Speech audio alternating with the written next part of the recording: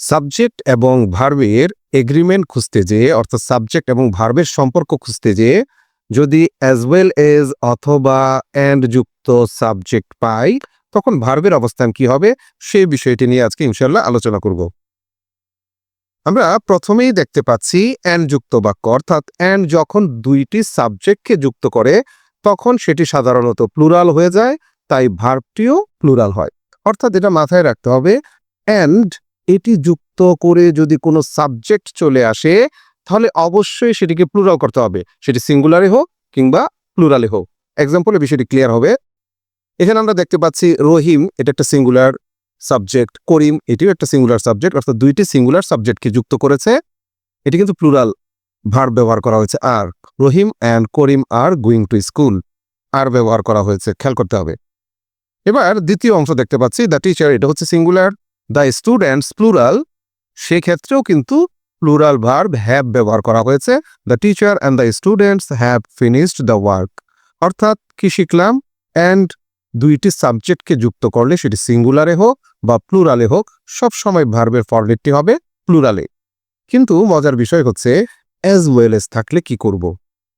আমরা এখানে দেখে নিচ্ছি অ্যাজ ওয়েল এজ দিয়ে দুইটি সাবজেক্ট যুক্ত থাকলে ভার্ব সবসময় প্রথম সাবজেক্ট অনুযায়ী হয়। আবারও বলছি, ভার্ব সবসময় প্রথম সাবজেক্ট অনুযায়ী হবে, দ্বিতীয় সাবজেক্ট কি আছে তা ভার্বের উপর কোনো প্রভাব ফেলে না। অর্থাৎ প্রথম সাবজেক্ট যদি সিঙ্গুলার হয় তাহলে ভার্বটি হবে সিঙ্গুলার ফর্মে, প্রথম সাবজেক্টে যদি প্লুরাল হয় ভার্ব হবে প্লুরাল ফর্মে। এক্সাম্পলে আরো ক্লিয়ার হয়ে যাবে ইনশাআল্লাহ।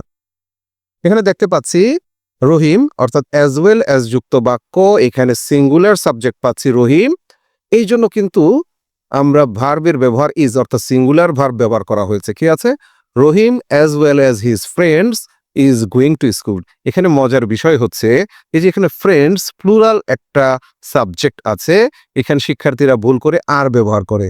কিন্তু কেন আর ব্যবহার করা যাবে না, কারণ রহিম এই শব্দটি সিঙ্গুলার, অর্থাৎ অ্যাজ ওয়েল অ্যাজ এর পূর্বের সাবজেক্টটি সিঙ্গুলার থাকার কারণে এখানে সিঙ্গুলার ভার্ব ব্যবহৃত হয়েছে, অ্যান্ড থেকে সম্পূর্ণ ভিন্ন।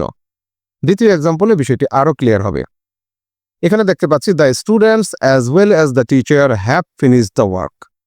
এটা আবার দেখতে পাচ্ছি যে প্রথম যে সাবজেক্টটি আছে সেটি কিন্তু প্লুরাল, অ্যাজ ওয়েল অ্যাজ যুক্ত থাকার কারণে আমাকে প্লুরাল সাবজেক্ট অনুযায়ী ভার্ব বসাতে হবে।